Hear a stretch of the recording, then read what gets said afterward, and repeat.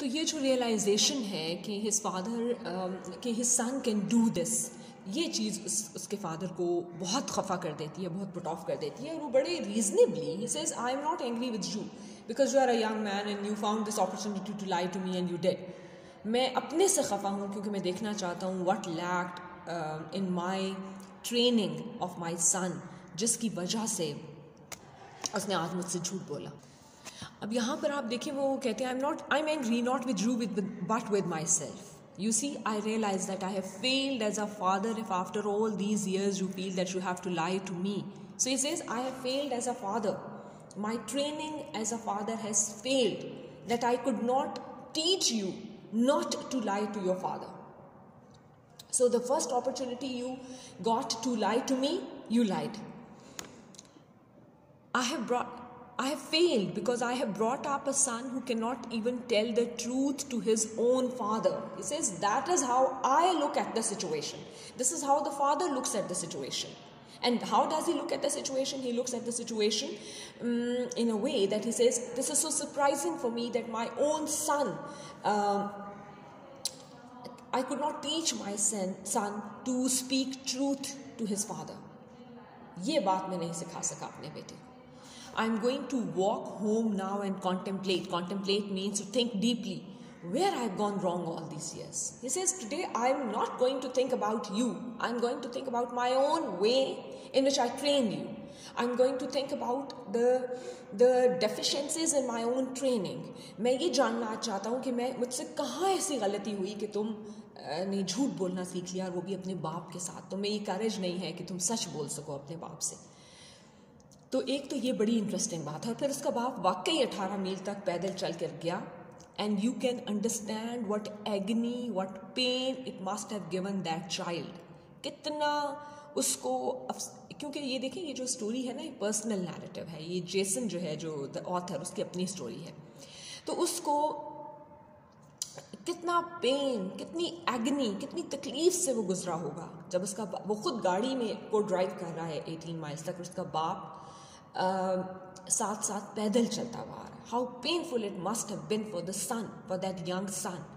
लेकिन आप ये भी इस बात को भी एक्नॉलेज करें that this was the strongest way to teach that boy a lesson. अगर उसका बाप उससे बहुत लंबा लेक्चर देता इस बात पर या डांट डपट कर देता, तो शायद उसका वो इम्पैक्ट ना होता उस बच्चे के ऊपर, कि वो लाइफ लॉन्ग इस चीज़ के लिए लर्न करता कि आइंदा उसको कभी ऐसा नहीं करना। शायद वो इम्पैक्ट ना होता जो इस तकलीफ से जो वो गुजरा। 18 मील तक वो गाड़ी चलाता रहा, हल्का हल्के हल्के। ज़ाहिर है चलने की जो स्पीड है एक इंसान की और जो गाड़ी की है सो फ़र्क है। और उसने of course he took care कि वो अपने बाप के पीछे पीछे चलता जाए, साथ साथ चलता जाए। उसको मना भी रहा था कि प्लीज़ बैठ जाए, दिस इज़ अ लॉन्ग। और फिर ये feeling that my father is in so much pain, ना सिर्फ फिजिकल पेन कि उनको चल के जाना पड़ रहा है इतनी दूर, बल्कि इमोशनल पेन भी। तो मैं पर्सनली समझती हूँ कि this was a very, being a parent myself, I feel that this has been a very powerful message and a powerful way to convey a message to a child without using any words. The father and he will, this must have had a life long impact on the son. बेटे पर एक life long impact हुआ होगा जब उसने ये देखा होगा कि मेरा बाप किस तरह तकलीफ़ में से गुजर रहा है। और उसने कहा भी, ये सारा आप पढ़ेंगे तो आपको पता चलेगा। And he says, last part है लेसन का, seeing my father in so much physical and emotional pain was the most distressing and painful experience that I have ever faced. However, it was also the most successful lesson. I have never lied to him since. So it has worked, you see. When you look at the thing that it worked, it pleases you that it worked. It pleases you to know that it worked, and the son learned a lifelong lesson. But it also shows that Jason must have been a good son. शायद कोई और बेटा होता तो परवाह भी ना करता और सोचता कि all right, it has been his own choice to walk that way, मैं क्या करूँ, मैं तो कह रहा हूँ बैठ जाए गाड़ी में और वो नहीं बैठ रही। No, but Jason doesn't feel that way.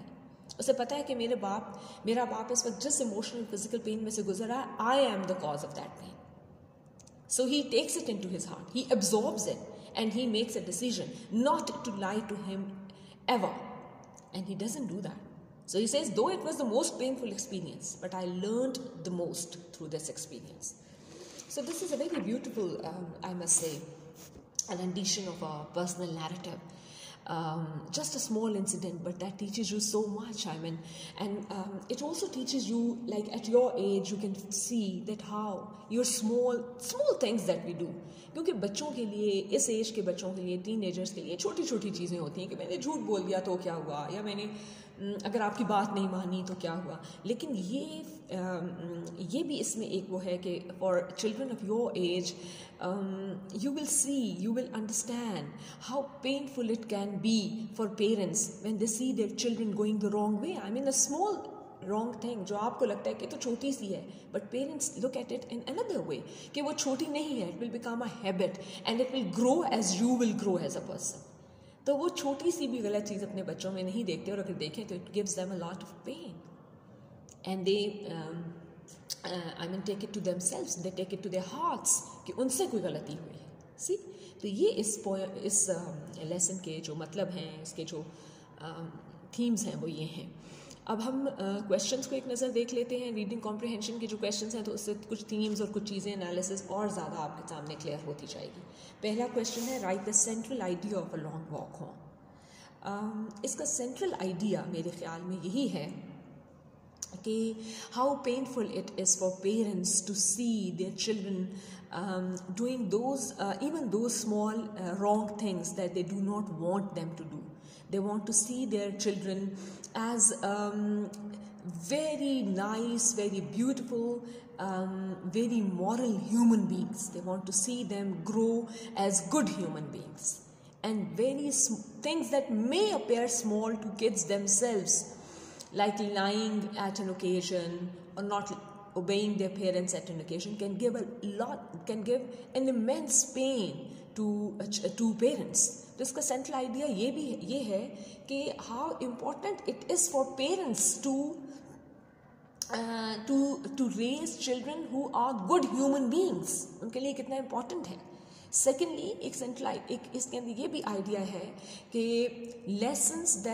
those lessons in life that are the most painful lessons, the lessons that you learn a hard way, they are the ones जो आपको which are the most successful lessons. ये वो lessons होते हैं जो आपको lifelong lessons होते हैं. They are the ones that leave the biggest impact on you as a person. Okay.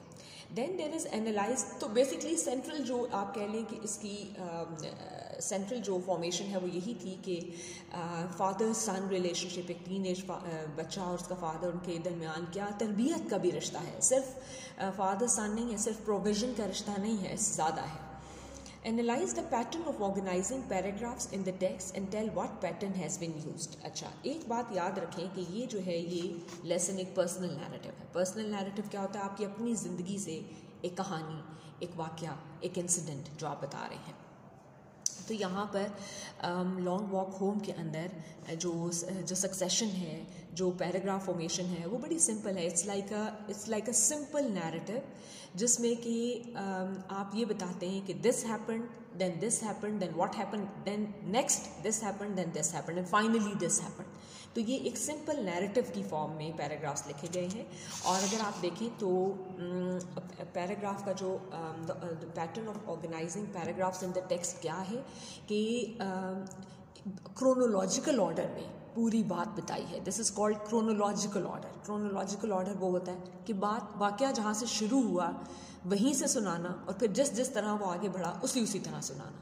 आपने देखा है नैरेटिव्स डिफरेंट तरह के होते हैं. कभी कभी नैरेटिव जो होता है वो क्रोनोलॉजिकल ऑर्डर में, टाइम के ऑर्डर में नहीं चलता. मैं ये वर्ड जो है ना एक्सक्यूज़ मी, ये जो वर्ड है क्रोनोलॉजिकल ऑर्डर, ये मैं आपकी कमेंट्स में जब मैं डिस्क्रिप्शन बनाऊंगी इसकी तो मैं इसमें लिख भी दूंगी ताकि आपको ये वर्ड फेमिलियर हो आपके. क्रोनोलॉजिकल ऑर्डर क्या होता है? क्रोनोलॉजिकल ऑर्डर बेसिकली क्या होता है? क्रोनोलॉजिकल ऑर्डर ऐसा ऑर्डर होता है कि जिस सीक्वेंस में चीज़ें हुई हैं उसी सीक्वेंस ऑफ टाइम में उनको बताना कि पहले ये हुआ फिर ये हुआ फिर. कभी कुछ स्टोरीज डिफरेंट तरह होती हैं. कोई स्टोरी कभी एंड से शुरू होती है कि जहाँ स्टोरी ख़त्म हुई वो सीन पहले आएगा, फिर राइटर आपको पास्ट में लेके जाएगा, फिर प्रेजेंट में लाएगा, फिर पास्ट में लेके जाएगा. तो इस तरह भी स्टोरीज मूव करती हैं.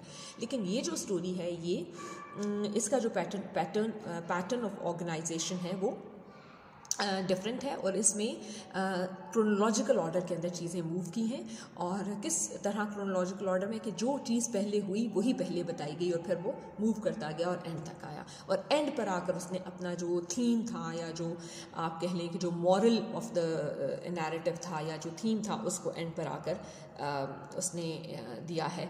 तो ये बड़ा ही ये बड़ा ही क्लैरिटी होती है क्रोनोलॉजिकल ऑर्डर के अंदर बेसिकली। फिर है what was the most distressing and painful experience for Jason. Jason का जो most distressing and painful experience ये था that he was sitting in the car and just because his father was angry with him, उसकी एक हरकत की वजह से, उसके लाए की वजह से उसका बाप उससे नाराज था और उन 18 माइल्स तक उसका बाप पैदल चल के गया। He went through both physical and emotional pain because of Jason, while he himself was sitting in the car. वो आराम से कार में बैठा था, उसने 18 miles ड्राइव किया. How painful that you saw your father walking on the road and you drove the car. See? तो ये सबसे ज़्यादा पेनफुल एक्सपीरियंस था कि उसने that he became the cause of all this physical and emotional pain that his father went through. What point of view has been chosen by the writer? अच्छा, point of view क्या होता है? Point of view कहते हैं कि किस क्योंकि narrative है, किस पर्सन के व्यू पॉइंट से लिखा गया है. फर्स्ट पर्सन के व्यू पॉइंट से लिखा गया है, सेकंड पर्सन के व्यू पॉइंट. फर्स्ट पर्सन होता है आई, वी, मी. ये जो है ये first person narrative, first person pronouns होते हैं. अगर फर्स्ट पर्सन प्रोनाउंस यूज़ हुए तो ये फर्स्ट पर्सन के व्यू पॉइंट से लिखा गया है. अगर सेकंड पर्सन तो ज़ाहिर अगर फर्स्ट पर्सन है तो सेकंड पर्सन ऑटोमेटिकली आ जाएगा, वो किसी से बात करेगा जो यू होगा. और फिर थर्ड पर्सन नैरेटिव्स होते हैं जब ही, शी, दे, यानी एक बंदा जो कहानी सुना रहा है वो किसी और की कहानी सुना रहा है. फर्स्ट पर्सन नैरेटिव्स के अंदर अपनी कहानी सुना रहा है. तो ये जो इसका जो पॉइंट ऑफ व्यू है स्टोरी का, वो फर्स्ट पर्सन प्रोनाउंस उसने यूज़ किए, फर्स्ट पर्सन नैरेटिव यूज़ किया है. This is a story from his own life. अच्छा, मेरे ख्याल में ये it does suit the writer's purpose, क्योंकि जब कोई आपको ये कहानी सुनाता है ना कि जो मैं तुम्हें बात बता रहा हूँ ये मेरे अपने साथ हुई थी, तो इसका बड़ा इम्पैक्ट होता है. आपको लगता है कि ये सच है कहानी, ये वाकई सच है और ये ऐसा हुआ है, और उसकी क्रेडिबिलिटी बढ़ जाती है उस स्टोरी की, उस वाकये की. आपका इंटरेस्ट बढ़ जाता है और आप उससे ज़्यादा अच्छा और आप कह लें कि उसका फार रीचिंग इफेक्ट होता है और उससे आप ज़्यादा स्ट्रॉन्ग लेसन लर्न करते हैं, बजाय कि उसके जो थर्ड पर्सन नैरेटिव में कि मैं आपको बताऊं कि फ़लाँ मैंने सुना था कि फ़लाँ जगह ये हुआ था या मुझे किसी ने बताया था. उसका इम्पैक्ट वो नहीं होगा जो मेरी अपनी कहानी का impact as a first person. अगर मैं आपको फर्स्ट हैंड स्टोरी कोई अपना एक्सपीरियंस बताती हूँ तो वो ज़्यादा इफेक्टिव होगा. तो इसलिए चूँकि राइटर ने एक ऐसा लेसन बताना था to all the teenagers and to all the readers कि कितना पेनफुल और किस तरह what did he go through, तो वो it suits the writer's purpose. Writer के पर्पस को वो सूट करता है, जो वो बात जो इमोशनल, क्योंकि देखिए वो आपको सिर्फ फिजिकल पेन नहीं बताना चाहता, आपको अपने और अपने फादर का इमोशनल पेन बताना चाहता है रिगार्डिंग दिस पर्टिकुलर इवेंट. तो वो emotional pain it comes home to us जब वो फर्स्ट पर्सन में स्टोरी सुनाई जाती है. Demonstrated with reference to text of the lesson. तो हम टेक्स्ट में आपको बहुत जगह ये एग्जांपल्स मिलेंगी. जैसे देखिए ये जो स्पेशली जो लास्ट पार्ट है जहाँ पर वो कहता है कि मैं Dad began walking along the dusty roads. I quickly jumped in the car, followed behind, hoping he would relent. I pleaded all the way, telling him how sorry I was, but he simply ignored me, continuing on silently, thoughtfully, painfully. For 18 miles I drove behind him, averaging about 5 miles per hour. वो जो pen, वो पूरे रास्ते की जो तकलीफ थी, और फिर जिस तरह एंड पे उसने कहा seeing my father in so much physical and emotion, वो आपको अपनी फीलिंग्स बता रहा है, प्योरली अपनी फीलिंग्स, किसी और की नहीं. तो you are touched. It touches your heart. It gives us a very strong lesson too. It gives us the feel how the father and the son must have felt at this occasion. See? Okay. अच्छा जी, फिर है why did Jason's father refuse to sit in car and decide to walk the 18 kilometers, 18 miles? Was his decision justified? अच्छा, मैं ये समझती हूँ. अच्छा चलिए, इस पे हम सेकंड पार्ट में दोबारा आएंगे. फर्स्ट पार्ट में वो कहता है कि why did his father refuse to sit in the car and decide to walk? He refused to sit in the car because if he had sat in the car and even अगर वो angry होके भी गाड़ी में बैठ जाते, उदास से होके, खफा होके, बात ना करते या कोई लेक्चर देते लंबा सा, तो the son would have been satisfied कि कोई मसला नहीं हुआ मेरे फादर को, मैं उन्हें बस आराम से लिया. He might have thought that he hasn't hurt his father that much. उसको कभी भी उसके फादर के डीप हर्ट का पता ना चलता. He might not have come to know how deeply hurt his father was. Or he might not have known, the son might not have known how serious an affair it was. वो यही समझता कि एक छोटा सा तो झूठ बोला था तो क्या हुआ, बस थोड़ी सी डांट पड़ी और बात खत्म. No, he for the first time he उसका जो उसको इस बात की realization जो थी, जो strong realization हुई that it has been a serious affair. It is a serious affair. What I've done is quite serious, and my father takes it very seriously. ये हुआ फादर के रिफ्यूज़ करने से, कार में बैठने से, और इसीलिए, और फादर ने फॉर दिस वन रीज़न उसने, the father decided to do this, to walk home 18 miles on foot while he had the car and his son was coming behind him in the car. So father decided that because he wanted to show him how hurt he was.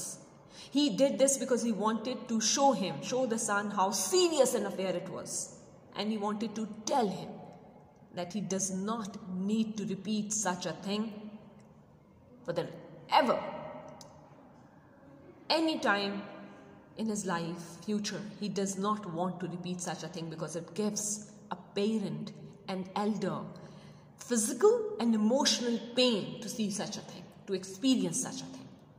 ये है first part का answer. Coming to the second part, was his decision justified? क्या father ने सही decision किया? Being a parent, मुझे ऐसा लगता है कि उसके फादर ने बहुत अच्छा डिसीजन किया, क्योंकि उससे ये हुआ, इस डिसीजन से ये हुआ, बहुत अच्छा डिसीजन इसलिए था कि it left a life long impact on his son. His anything else, his words, a long lecture, his silence, his anger would not have done what this one action has done. So it's justified because he has to teach. क्यों? Because it was for the justified. क्यों है? Because it was for the good of his own son. उसके अपने बेटे की आइंदा जिंदगी के लिए एक अच्छी चीज़ थी जो उसने उसको सिखा दी. तो justified तो वो है, उसने अपने बेटे की जिंदगी को बेहतर बनाने की कोशिश की है. So he is justified. Why was Jason's father so angry with himself rather than his son? He was angry with himself. उसको लगा कि शायद मुझसे कहीं कोई गलती हो गई. I've done a mistake in his upbringing. I did something wrong. I might have conveyed a lesson in a wrong manner that his son could not understand, that he does not have to lie to any elder, and specifically, particularly his own, let alone his own parents. तो इसलिए उन्होंने सोचा कि बच्चा खुद तो कुछ नहीं होता, वो तो उसकी तरबियत होती. तो इसका मतलब है कि मुझसे तरबियत में कुछ ऐसा फॉल्ट रह गया. How do you feel about this personal narrative? अच्छा, I feel very strongly about this narrative. शायद इसलिए कि मैं इसे दोनों साइड से देख सकती हूँ. I can see it as a child, from Jason's side, as a child, as a kid, and I can also see it from Jason's father's side. The side of the parent. तो मैं personally, क्योंकि आप देखें ये सवाल जो है ना, इसका जवाब सब लोगों का मुख्तलिफ होगा, आपका और मेरा जवाब मुख्तलिफ होगा. बट आई थिंक कि मैं personally I feel very strongly about this narrative, क्योंकि इसका फादर जो है, he appears to be a very strong, he appears to have a very strong personality, and he believes in morals, and he believes those morals, he believes in conveying and in teaching those morals to his own children, and he can go to any length for that. He can go to any length to make his children better human beings. तो ये बात है मुझे जो इसकी सबसे अच्छी, even ऊपर भी उसने कहा था ना क्वेश्चन 5 में कि क्यों ये डिसीजन किया और क्या ये डिसीजन जस्टिफाइड है. तो बात ये है कि उसके फादर की इसमें ये जस्टिफिकेशन है कि he has gone to a great length.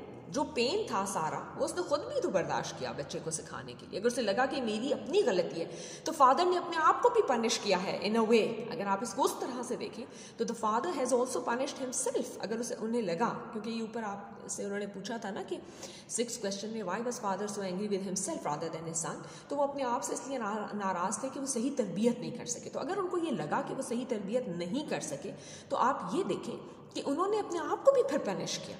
18 miles तक पैदल चले और सोचते रहे और पेन में से गुजरे, इमोशनल और फिजिकल, ताकि उनको ख़ुद को भी अगर कोई गलती है जो वो तरबियत में जो कमी है वो जो नहीं जिसको देख पा रहे तो उसको देख सके. So I think he has been a very strong person. He has a very strong personality. All right. Analyze Jason's relationship with his father. Was Jason a good son? Well, if you talk about his relationship with his father, you see that Jason stands in a good relationship with his father. मेरे ख्याल में वो obeying सन भी है कि अगर बाप ने इजाज़त नहीं दी हुई गाड़ी चलाने की तो वो ऐसा लग रहा है कि जैसे वो इंतज़ार करता है कि whenever his father would allow him तो ही वो गाड़ी चलाएगा, और वो उनको लेके भी गया, लेके भी आया है. बट एज अ टीनेजर शायद उसमें ये ख्वाहिश थी फिल्म देखने की या टाइम को वाइल अवे करने की and all that. But he is a good son I think because he realised it. देखिए ऐसा भी हो सकता था सिचुएशन में कि जब बाप गाड़ी में नहीं बैठा तो बच्चा भी परवाह ना करता और सोचता कि ठीक है, he has chosen it himself कि वो चल के जाएंगे तो जाए चल के, अब मैं क्या करूं, मैंने तो बहुत दफ़ा कह लिया एंड आई हैव प्लीडेड कि आप आ जाए, वो नहीं आ रहे. No, but he is a good son. और उससे भी एक तो ये कि उसने उस डीप हर्ट को, अपने बाप के उस डीप हर्ट को, उस फिजिकल और इमोशनल पेन को ना सिर्फ महसूस किया, not that he felt that pain that his father went through, but at the same time उसने आइंदा, वो कहता है मैंने पूरी ज़िंदगी में झूठ नहीं बोला उनसे, इसलिए he learned his lesson. So he was a good son. देखिए आप कोई भी लेसन अपने पेरेंट्स से तब लर्न करते हैं when there is a readiness to learn. अगर आपके अंदर रेडीनेस हो लर्न करने की, अगर रेडीनेस ना हो, अगर आपके अंदर ख्वाहिश नहीं है, रेडीनेस नहीं है, डिज़ायर नहीं है लर्न करने की, तो आप करेंगे ही नहीं. आप सारे लेसन्स को, their lessons will fall on, the lessons they teach you, their teachings will fall on your deaf ears. I mean, you won't listen to them. लेकिन वो कहता है, एंड लास्ट लाइन आप देखें, जैसन कहता है I've never lied to him since, मैंने आज तक उनसे झूठ नहीं बोला. तो इसका मतलब है कि उनका जो पेन फिजिकल और इमोशनल जिसमें से फादर ने जो एक्सपीरियंस किया, the one that he went through, that was worth it. उसने उसकी एक आप कह लें कि उसकी उस पेन की, उस तकलीफ़ की उसने इज़्ज़त रख ली. उस पेन, उस तकलीफ़ को महसूस करके आइंदा कभी वो तकलीफ़ अपने फादर को नहीं दी. तो that means he is a good son. Evaluate the character and personality of Jason's father. Compare and contrast it with your dad's personality. Oh my God. This last part is something that I cannot do with Drew because of course I don't know any of your dads. So first part I'll discuss. We have discussed quite in length about his father's personality. और second जो part है, compare and contrast it with your own dad's personality, वो ज़ाहिर है कि वो खुद करेंगे. Evaluate, but it does remind me of a lot of incidents from my own teenage and my early 20s when the things that angered my father. I mean, all right. Evaluate the character and personality of Jason's father. Jason's father has a very strong personality. We must believe it, that he is a man of very strict morals. और जैसे मैंने आपसे पहले कहा कि if a son does something wrong as a teenager, he's not all out to say that his son is a bad person or that he is the one who is totally wrong or entirely wrong. He rather takes the responsibility of this parental responsibility, that since he has been the parent, since he has raised him, since he has brought him up, there must be something wrong with him also. And when he looks at, he looked at the situation so differently. Normally parents से कहते हैं कि तुम्हारी गलती है, तुम ऐसे हो, तुम ऐसे हो, और वो तो ये भी कह देते हैं कि मैं ऐसा नहीं था, तुम ऐसे हो. लेकिन यहाँ उसने, जेसन के फादर ने ऐसा नहीं किया. उसने कहा कि गलती मेरी है, तुम्हारी नहीं. ठीक है, ये this is a very different perspective to look at the situation, and not a usual one. It's an unusual one, and this is very strong. This is very powerful, as I tell you. तो एक तो ये बात है. दूसरा, As I have told you, just told you कि अगर उन्होंने बेटे को सबक सिखाना था तो उन्होंने ख़ुद को भी यानी पेन में डाला, तकलीफ़ में डाला. तो शायद इसीलिए वो लेसन एक लाइफ लॉन्ग लेसन भी हुआ, क्योंकि ना सिर्फ वो बेटा बल्कि बाप खुद भी फिजिकल और इमोशनल पेन में से गुजरा. So his father has a very discerning personality. उसको सोचना समझना, he has thought about it a lot, and it is this kind of strong personality that emerges from this personal narrative. All right. अच्छा, अब आपका क्या काम है? आपने क्वेश्चंस को ट्राई करें, इनको लिखने की, इनके आंसर्स बनाने की, राइट डाउन करने की. सेकेंडली, राइटिंग सजेशंस को थोड़ा सा ज़रूर देखें कि ये क्या है इसमें, उसके बाद आपने ओरल कम्युनिकेशन पे चले जाएंगे। सारी जो एक्सरसाइजेस हैं फिल इन द ब्लैंक्स इनको करने की कोशिश करें, और मैं ख़ुद भी आपको नेक्स्ट वीडियो में ये सारी जो एक्सरसाइजेस हैं ग्रामर की, ओरल रिटन कम्युनिकेशन, ये हम इनको थोड़ा सा डिस्कस करेंगे इन द नेक्स्ट वीडियो इंशाल्लाह। Till than happy learning.